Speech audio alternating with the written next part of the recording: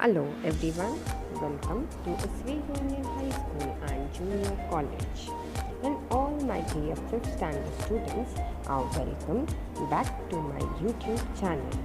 Students, we are going to continue with lesson number 20, our emotional world, part 3, page number 104 and 105. My dear students, let's start with the subtitle, We Can Change. No person is entirely good or entirely bad. We must always think about the good qualities or virtues in our friends first. We must help each other to get rid of our flaws. If we speak about our flaws as openly as we speak about our talents, it will be our advantage.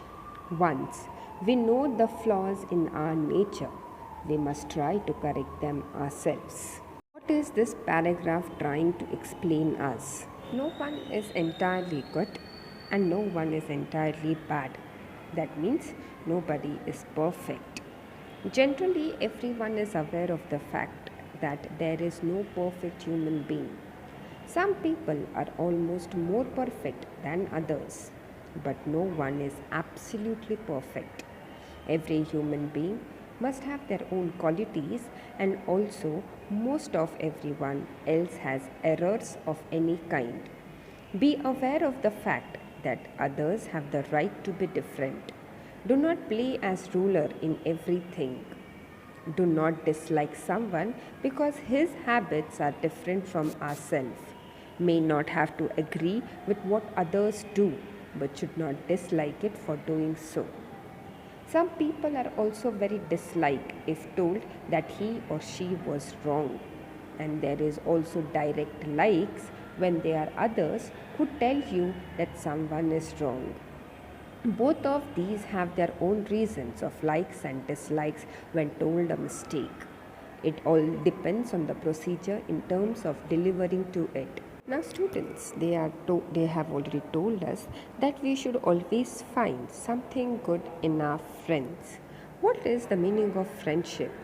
Good friends should be loyal and accept you for who you are during the good and the bad times. Good friends are also honest enough to tell you when you are not being a good friend yourself. We must help each other to get rid of our flaws. This means that some things cannot be avoided and must be fought for. The answer depends on the relation to your core desires. Many times, what seems to be a flaw is just a sign that more learning is required. No one is instantly good at any subject or ability.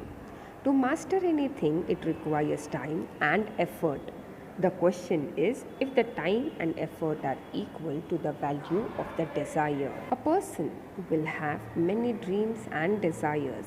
Few of them are important. This means that the key is to find the important ones and act on those. If you feel that there is a need of fixing it as it is not being beneficial for you, then you will have to start working on it. After some amendments in your behavior and your attitude towards that flaw, you will find yourself at a better place and also might feel satisfied about fixing it. Now it depends on you to make the decision about your flaw is beneficial for you or not, as it changes from person to person. Why do you need to accept your flaws? When you learn to accept your flaws instead of picking at them and magnifying them, you create a healthy environment for yourself. You begin to nurture yourself in all the right ways. You become stronger, more confident, and you will begin to understand that even with your flaws, you are still confident. How do you overcome your flaws? Acknowledge what's bothering you. Without understanding the root of your concerns, it is hard to come to terms with your flaws. Appreciate yourself. Your flaws make you different from everybody else, but that's a good thing. Don't ever compare yourself with others. What does accepting your flaws means? Your flaw is what it is. Accept it for what it is and realize that it is a part of you. If it is something you cannot change, acceptance is the only option for truly loving yourself. Your flaws make you who you are, so embrace them. Embracing your weaknesses and sharing your true self will make others feel comfortable doing the same with you. You will start to see the people around you opening up and sharing their own weaknesses and struggles with you. This will allow you to build stronger, deeper, and more meaningful connections with them. How do you accept things you cannot change? You can adapt and adjust to your present circumstances. Stop avoiding difficult issues and only focus on what you cannot change. Focus on what you can do about the situation, and if you can't change something, it's time to accept this reality. Now students, they have given over here an example that Neha talks the most in her group. Her friends began to avoid her since they never got a chance to speak. Neha realized this. Then she began to watch out how much she spoke. She told her friends herself, "Stop me if I talk too much." Gradually, Neha began to listen to others and brought about a change in her own behavior. Here we can see that Neha has accepted her flaws and she started to improvise herself. That means she is showing a positive attitude towards her behavior. Aspects of our nature that bother us and others can be changed. However, we ourselves must try hard to change them. Otherwise, these aspects may take the shape of flaws in our personality. It means that knowing the truth but not accepting it, given opportunities but not taking them, living in the past or future but ignoring the present. These are the major flaws of human. Human in nature currently would be greedy, laziness, inability to control their emotions. We have the ability to learn and further develop our intellect day by day. I have often seen people complaining and blaming others.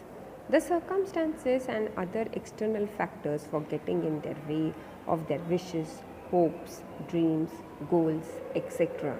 While their frustrations may be understandable and the circumstances unfortunate, I learned that at the end of the day, my self-interest are not always going to be in line with that of others, and therefore only I can be fully responsible for actualizing what I want. Now students, let's do a small activity. Can you tell? Manoj says, "I am going to school," and instead goes to the playground to play. Is it correct? According to us, no. What Manoj has done is absolutely incorrect. Let's see question number 2. What will you tell a friend who has a habit of borrowing things and not returning them on time? Answer: I will tell my friend that borrowing things from friend is not a good habit, and even if anything is borrowed and it must be returned, otherwise it is just like robbing. We have come here to the end of the lesson. So what we have learned from this lesson, that emotions must be expressed. There must be a balance between our thoughts and emotions. Anger must be controlled, otherwise it can have adverse effects on our mind and body. We must be aware of our own flaws as well as our talents. We can try to correct the flaws in our nature. Some of the human emotions are anger, joy, sorrow, jealousy, disappointment, fear, etc. When someone hurts us, we feel very sad. Coping with our emotions, being able to control them, and expressing them in a reasonable manner is called emotional adjustment. If we speak about our flaws as openly as we speak about our talents, it will be our advantage. Just as man is able to think, he is also emotional.